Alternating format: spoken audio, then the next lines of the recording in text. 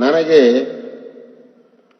ಆ ಭಗವಂತ ಅಪಾರವಾದ ಅನುಗ್ರಹ ಮಾಡಿ ನನಗೆ ಅತ್ಯಂತ ಸಂತೋಷಜನಕರಾದಂತಹ ಒಬ್ಬ ಶಿಷ್ಯರನ್ನು ಭಗವಂತ ಕೊಟ್ಟಿದ್ದಾನೆ.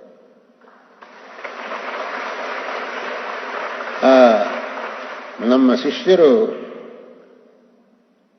ನಮ್ಮ ಮನಸ್ಸನ್ನು ಓದ್ತಾರೆ. ಅನೇಕ ಸಲ ನೋಡಿದ್ದೇನೆ ನಾನು ಏನು ಮನಸ್ಸಿನಲ್ಲಿ ಎಣಿಸ್ತೇನೋ ಅದನ್ನೇ ಅವರು ಹೇಳ್ತಾರೆ.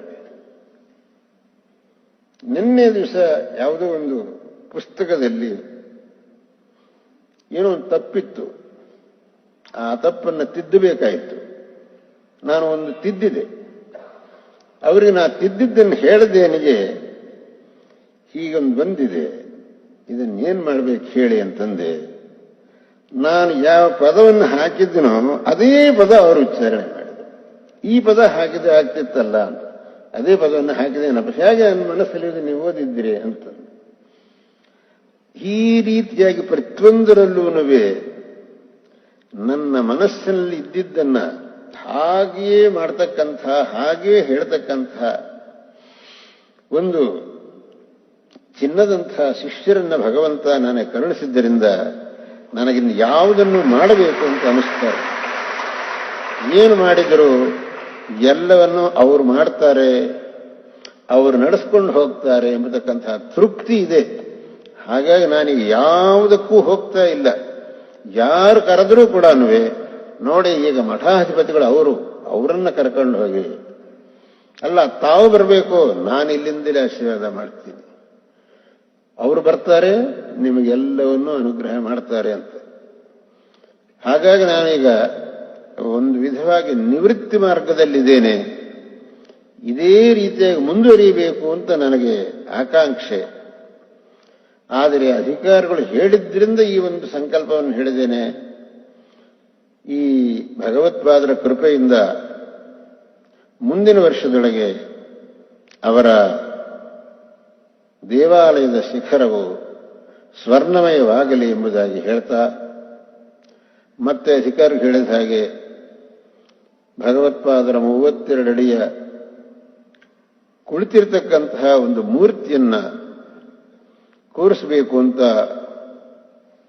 28 ವರ್ಷದ ಹಿಂದಿನ ಒಂದು ಸಂಕಲ್ಪ. ಅದೂ ಸಹ 25 ವರ್ಷದ ಹಿಂದಿನ, 26 ವರ್ಷದ ಹಿಂದಿನ ಸಂಕಲ್ಪ, ಅದೂ ಸಹ ನೆರವೇರೋ ಹಂತದಲ್ಲಿದೆ. ಎಲ್ಲವುದಕ್ಕೂ ಕಾಲ ಕೂಡಿ ಬರಬೇಕು. ನಾವು ಆಗಬೇಕು ಅಂತ ಹೇಳಿದ ತಕ್ಷಣ ಎಲ್ಲ ಕೆಲಸಗಳಾಗುವುದಿಲ್ಲ.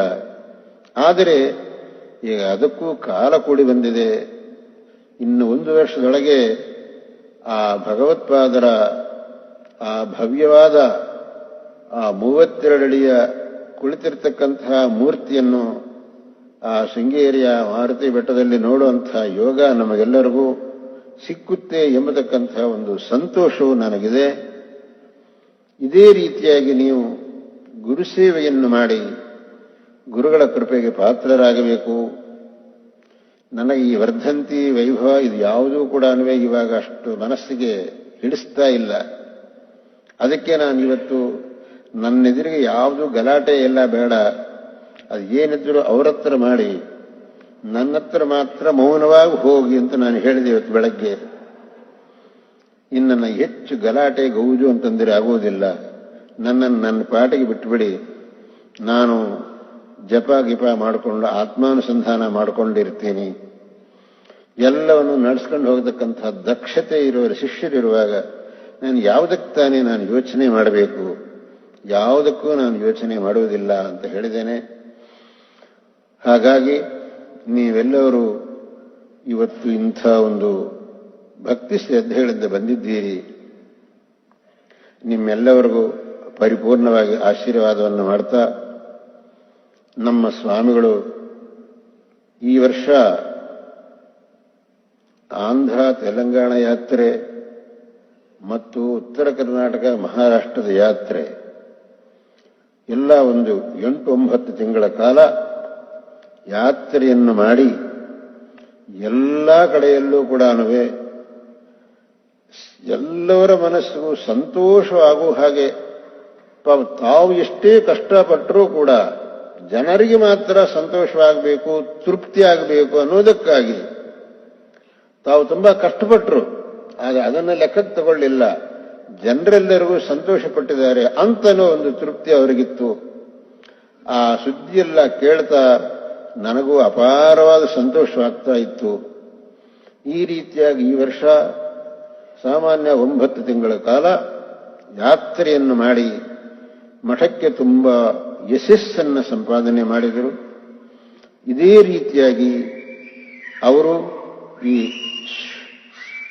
ಈ ಮಠವನ್ನು ಇನ್ನೂ ಉತ್ಕೃಷ್ಟವಾದ ರೀತಿಯಲ್ಲಿ ನಡೆಸಿ ನಮ್ಮ ಪೂರ್ವಾಚಾರ್ಯರುಗಳೆಲ್ಲರೂ ಯಾವ ವಿಧವಾದಂತಹ ಖ್ಯಾತಿಯನ್ನು ತಂದುಕೊಟ್ಟರೋ ಈ ಮಠಕ್ಕೆ, ಅದೇ ರೀತಿಯಾದ ಖ್ಯಾತಿಯನ್ನು ನಮ್ಮ ಸ್ವಾಮಿಗಳು ಸಹ ತಂದುಕೊಡ್ತಾರೆ ಎಂಬತಕ್ಕಂತಹ ಪೂರ್ಣ ಭರವಸೆ ಉಳ್ಳವನಾಗಿದ್ದೇನೆ. ಅವರಿಗೆ ನಾನು ಪರಿಪೂರ್ಣವಾಗಿ ಆಶೀರ್ವಾದವನ್ನು ಮಾಡ್ತಾ ಇದ್ದೇನೆ. ಅದೇ ರೀತಿಯಾಗಿ ನಮ್ಮ ಕಾಲದಲ್ಲಿ ನಮ್ಮ ಗುರುಗಳವರ ದಯೆಯಿಂದ ವಿದೇಶದಲ್ಲೂ ಶೃಂಗೇರಿ ಮಠದ ಶಾಖೆಗಳು ಬರತಕ್ಕಂತಹ ಒಂದು ಸನ್ನಿವೇಶ ಒದಗಿ ಈಗ ಇನ್ನೊಂದು 3 ತಿಂಗಳಲ್ಲಿ ಅಮೆರಿಕ ದೇಶದ ಡೆಟ್ರಾಯ್ಡ್ ಎಂಬತಕ್ಕಂತಹ ನಗರದಲ್ಲಿ ಶೃಂಗೇರಿ ಶಂಕರ ಮಠದ ಉದ್ಘಾಟನೆ ಆಗಲಿದೆ. ಅಲ್ಲಿ ಶಾರದಾ ಶಂಕರರ ಪ್ರತಿಷ್ಠಾಪನೆ ಆಗಲಿದೆ. ಅದೇ ರೀತಿಯಾಗಿ ಬರುವ ವರ್ಷದಲ್ಲಿ ಇನ್ನೂ 2 ಕಡೆಗಳಲ್ಲಿ ಶೃಂಗೇರಿ ಶಂಕರ ಮಠದ ಉದ್ಘಾಟನೆಯೂ ಆಗಲಿದೆ. ಇದೆಲ್ಲವೂ ಕೂಡ ಆ ಭಗವತ್ಪಾದ ಶಂಕರರ ಮತ್ತು ನಮ್ಮ ಗುರುಗಳವರ ಕೃಪೆಯಿಂದ ನಡೀತಾ ಇದೆ ಎಂಬ ಪೂರ್ಣವಾದ ವಿಶ್ವಾಸವುಳ್ಳವನಾಗಿದ್ದೇನೆ. ಇದೇ ರೀತಿಯಾಗಿ ಭಗವತ್ಪಾದರು, ಆ ಶಾರದಾ ಪರಮೇಶ್ವರಿ, ನಮ್ಮ ಗುರುಗಳು ನಮ್ಮನ್ನು ಸದಾ ಕಾಲದಲ್ಲೂ ಅನುಗ್ರಹಿಸ್ತಾ ಈ ಮಠವನ್ನು ಇನ್ನೂ ಉತ್ತಮವಾದ ಸ್ಥಿತಿಗೆ ಕೊಂಡೊಯ್ಯಲಿ ಅಂತ ಅವರನ್ನು ಪ್ರಾರ್ಥಿಸ್ತಾ, ನಮ್ಮ ಶಿಷ್ಯ ಸ್ವಾಮಿಗಳಿಗೆ ಹಿತೋಪ್ಯಧಿಕವಾದಂತಹ ಶಕ್ತಿಯನ್ನು ಭಗವಂತ ಕರುಣಿಸಲಿ ಅಂತ ಅವರಿಗೆ ಆಶೀರ್ವಾದ ಮಾಡ್ತಾ, ನಿಮ್ಮೆಲ್ಲರಿಗೂ ನನ್ನ ಆಶೀರ್ವಾದವನ್ನು ತಿಳಿಸ್ತಾ ಈ ಉಪನ್ಯಾಸವನ್ನು ಇಲ್ಲಿಗೆ ಮುಗಿಸ್ತೇನೆ. ಇತಃಪರ ನಮ್ಮ ಶಿಷ್ಯ ಸ್ವಾಮಿಗಳು ಉಪನ್ಯಾಸ ಮಾಡ್ತಾರೆ. ಅವರು ರಸವತ್ತಾಗಿ ಉಪನ್ಯಾಸ ಮಾಡ್ತಾರೆ. ಆ ಉಪನ್ಯಾಸವನ್ನು ಕೇಳಿ ನೀವುಗಳು ಧನ್ಯರಾಗಿ ನಾನೀಗ ಅನುಷ್ಠಾನಕ್ಕೆ ಹೋಗ್ತೇನೆ. ಎಲ್ಲರೂ ಇದೇ ರೀತಿಯಾಗಿದ್ದು ಅವರ ಉಪನ್ಯಾಸವನ್ನು ಕೇಳಬೇಕು. ಹರ ನಮಃ ಪಾರ್ವತೀಪತಯೇ ಹರ ಹರ ಮಹಾದೇವ.